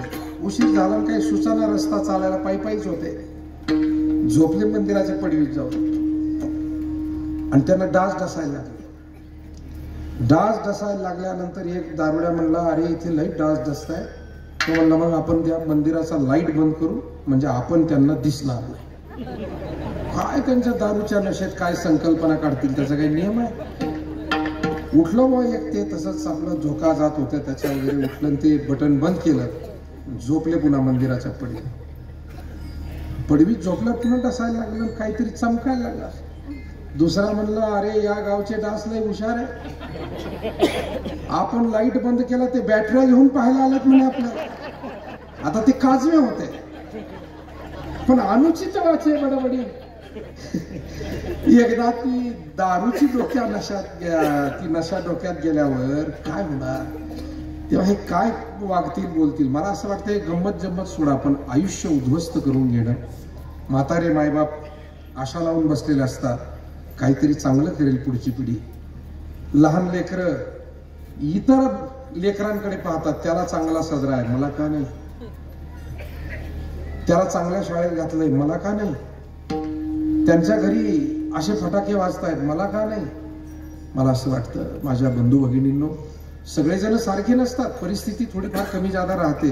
तुम्ही आम्ही सगळे त्या गरिबीचे चटके सोसत शेतकऱ्याच्या घरातून आलेली माणसं, आपल्याला माहिती आहे हा असमतोल माहिती आहे. परंतु आपल्यामुळे जर आपल्या कुटुंबाचं वाटोळं होत असेल, आपल्या व्यसनामुळे, आपल्या चुकीच्या संगतीमुळे आपली म्हातारी माणसं, आपली लहान लेकरं, आपली पत्नी जर रडत असेल, घरच्यांना आपली काळजी वाटत असेल, तर आपला हे जीवन आपण कोणत्या दिशेनं जगतोय. आणि म्हणून व्यसनाधीनता ही माणसाला घातक आहे. शरीर खलास होतं, सामाजिक पत संपते, आर्थिक दृष्टीनं मनुष्य खिळखिळा होतो आणि सर्वार्थानं सर्वांपासून तो तुटत जातो.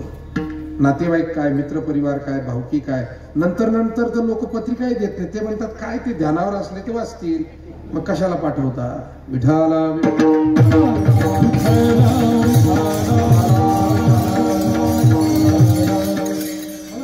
म्हणजे आपल्या हाताने आपण आपली किंमत कमी करून घेतो. आणि म्हणून ही आपल्याला बदललं पाहिजे. आणि कोण बदलवील, आपुली आपण करा सोडवून संसार बंधन.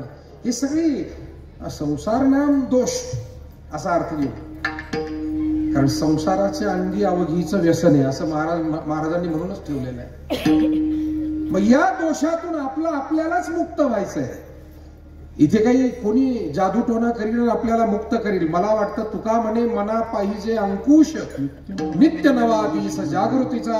आपणच आपल्या मनावर अंकुश ठेवून थोडस नियंत्रित झालो तेव्हा जळती दोषांचे डोंगर. मी म्हणतो भजन चालू असतं गावोगावी, भजनाला जावं.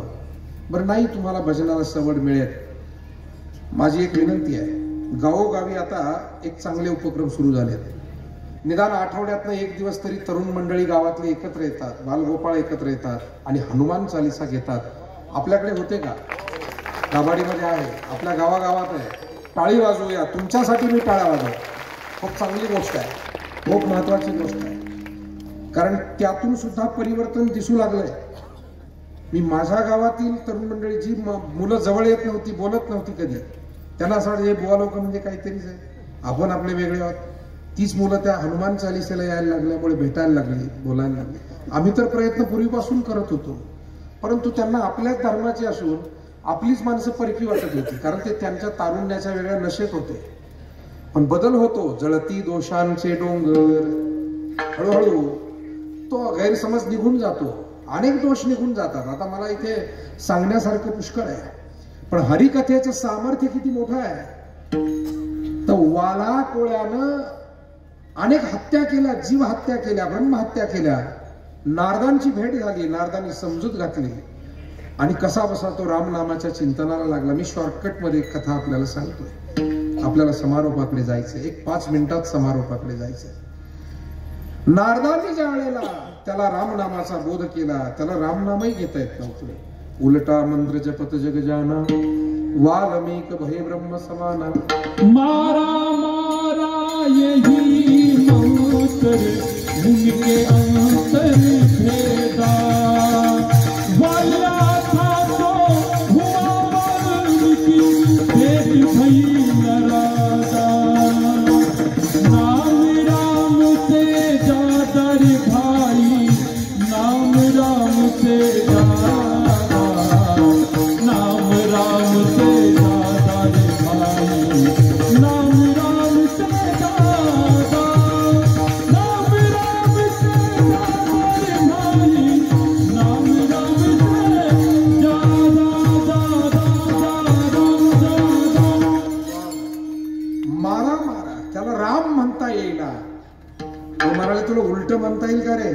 जमेल.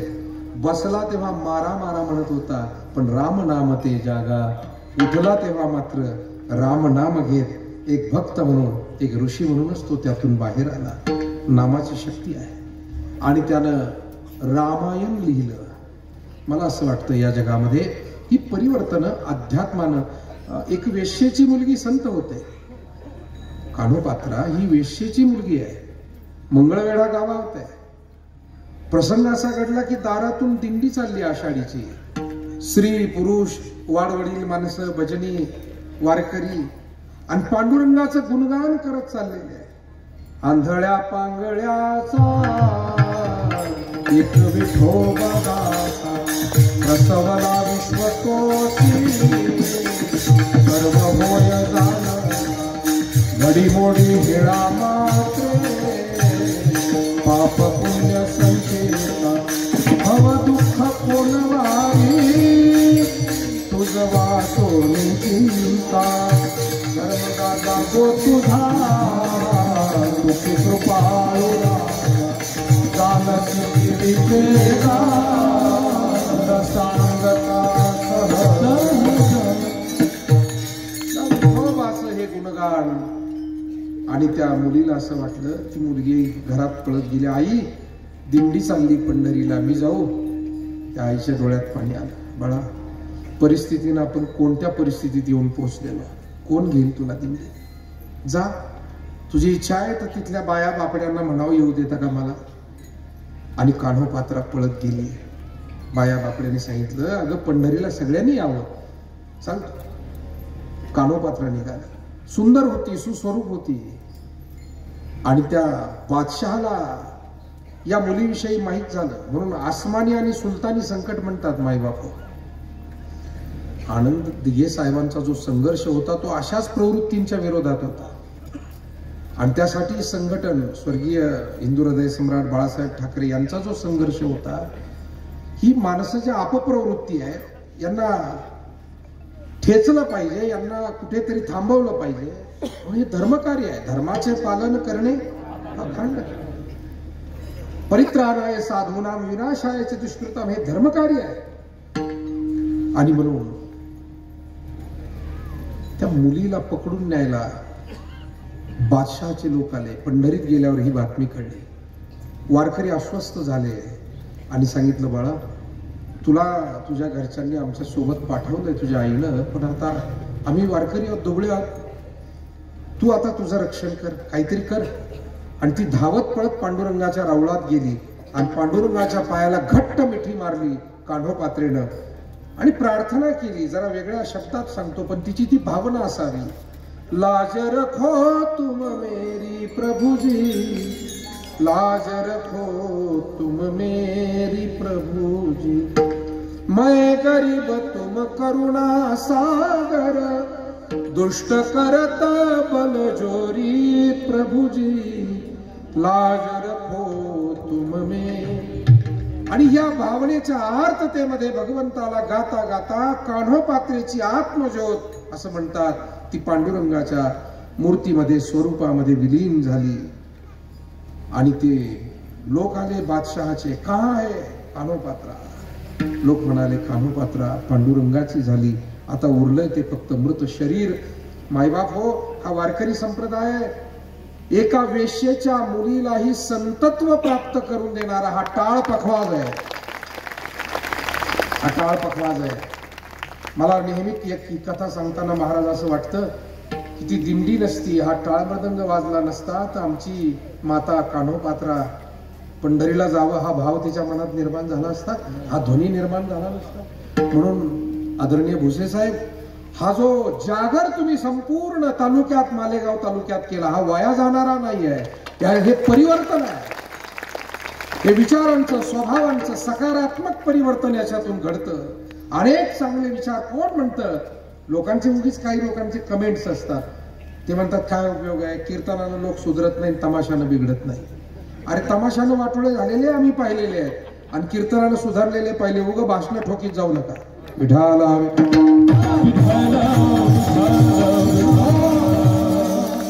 भाषणात कोणी जर इथून पुढे वाक्य वापरलं तिथेच उभं राहायचं. स्टॉप. बंद करा म्हणायचं. कीर्तनाला सुधरत नाही. तुम्हाला यादी देऊ का तालुका वाईज, निदान आम्हाला जेवढी माहिती. आणि तमाशानं बिघडत नाही, यादी देऊ का. गड्यान माढ्या कशा ढासळल्या आणि त्यांच्यावर काय वेळ आली, यादी देऊ काय. विठाला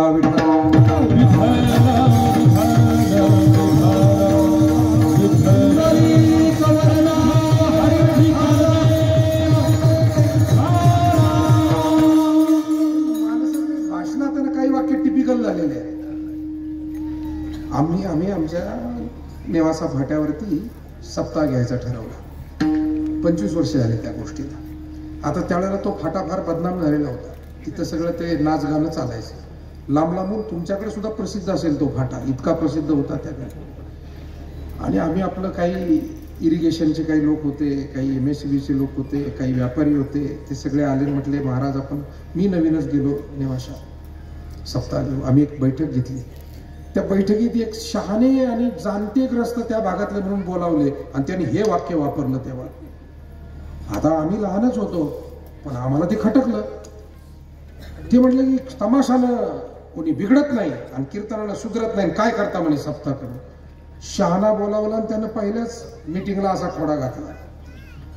तेव्हा लय अति शहाण्याच्याही नादी लागणं अवघडच जातं महाराज. अशी कामं करायला थोडं भावनिक माणसंच कामं येतात. लय अति शहाणे अकलेचेच तारे तोडत राहतात. काही करायच्या ऐवजी हे केलं तर कसं होईल आणि ते केलं तर कसं होईल, मग असं केलंच पाहिजे का. त्याला म्हणायचं तू झोपून राहा, तोपर्यंत आम्ही कीर्तन उरकून येतो. विठाला विठाला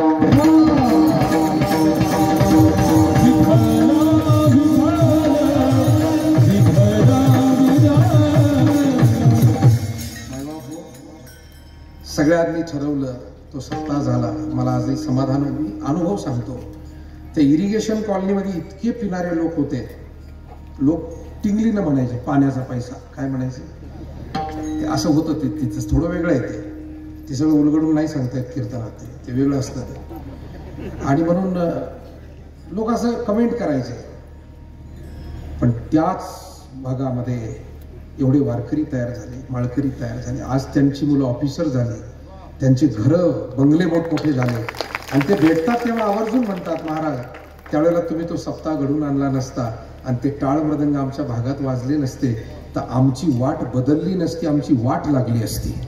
आणि मग कोण म्हणताय परिवर्तन होत नाही. जळती दोषांचे डोंगर, जळती दोषांचे डोंगर, शुद्ध होते नाही गाती ऐकती सागर, ते पवित्र हरिकथा,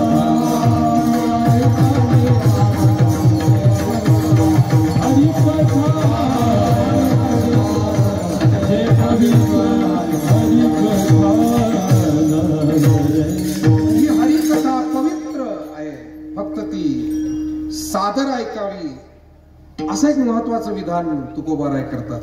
आदरासह ऐकावी, श्रद्धेनं ऐकावी. कीर्तनकार हा माझा वाडवडील माणूस किती भोळा भाबडा असेल, पण मायबाप हो, ती श्रवण करताना त्या साध्या माणसाकडे सुद्धा काही विशेष ज्ञान असतं. हे आम्ही अनुभवलेलं आहे. साधी माणसं, भोळी भाबडी आमची न शिकलेली अनेक माणसं, पण काही विशेष विचार, काही वेगळं प्रमेय, वेगळा सिद्धांत, वेगळा दृष्टिकोन एखाद्या गोष्टीकडे पाहण्याचा ते आम्हाला देऊन जातात. आणि म्हणून माणूस लहान मोठा असा भेदभाव न करता गाती ऐकती सादर जे पवित्र. आणि अशी पवित्र हरिकथा श्रवण केल्यास महाराज म्हणतात, तीर्थे तया ठाया येती पुनीत भावया, पर्व काळ पाया तळी वसे वैष्णवा. तीर्थ त्यांच्याकडे पवित्र व्हायला येतात. जेव्हा पुंडलिक हे धावतं सांगतो एकाच मिनिटात, आई वडिलांना घेऊन काशीला निघाले. एका आश्रमात मुक्कामी थांबले आणि मध्यरात्री पाहिलं तर 3 स्त्रिया येऊन झाडलोट करत होत्या. येताना त्या सामान्य कुरूप होत्या, जाताना तेजस्वी दिसल्या. पुंडलिक जागे होते. विचारलं, अहो मातांनो, मी हा चमत्कार डोळ्यांनी पाहिलाय. तुम्ही येताना कुरूप सामान्य दिसलात, जाताना दिव्य तेजस्वी होऊन निघाला. कोण आहात? त्या तिन्ही स्त्रियांनी परिचय दिला. आम्ही गंगा, यमुना, सरस्वती आहोत. कशासाठी येत आहे? या महात्म्यांच्या आश्रमामध्ये झाडलोट केली की त्या पुण्याईनं आमचं पाप जातं. सामान्य माणसं पाप क्षालन करायला आमच्याकडे येतात आणि आम्ही पाप क्षालन करायला साधूंकडे येतो. तीर्थे तया ठाया येती पुनीत भाव. पुंडलिकाला वाटले साधू कोणती साधना, कोणता मंत्र जपत असतील, कुठली साधना करत असतील. सकाळी जेव्हा भेट झाली तेव्हा कळलं त्यांचं नाव कुकुट स्वामी होतं आणि ते फक्त आईवडिलांची सेवा करत होते आणि आईवडिलाच्या सेवेनं तीर्थ तिथे गंगा यमुना झाडायला येत होत्या. आणि म्हणून पुंडलिकाचे जीवन बदललं आणि पुढे ते आईवडिलांचे सेवक झाले, भक्त झाले. पांडुरंग त्यांना भेटायला आले. ही सगळी कथा आपल्याला माहिती आहे. पण तीर्थ हे साधूकडे येतात आणि म्हणून तुकोबाराय म्हणतात साधूंचा हा महिमा, हरिकथेचा हा महिमा वर्णन करण्यासाठी कोणती उपमाच नाहीये आणि ब्रह्मदेव सुद्धा त्यासाठी पुरे पडू शकत नाही. अभंगाचं शेवटचं अनुपम्य हा महिमा,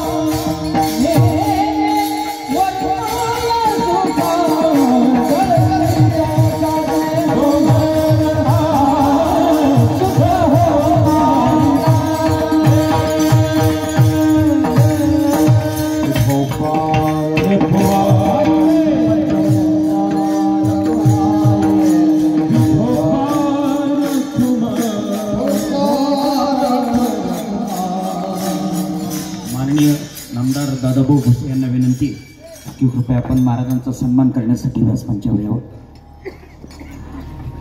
महाराजांचं संतपूजन आणि गावाच्या वतीने सरपंच सपत्नीक महाराजांचा प्रथमतः सत्कार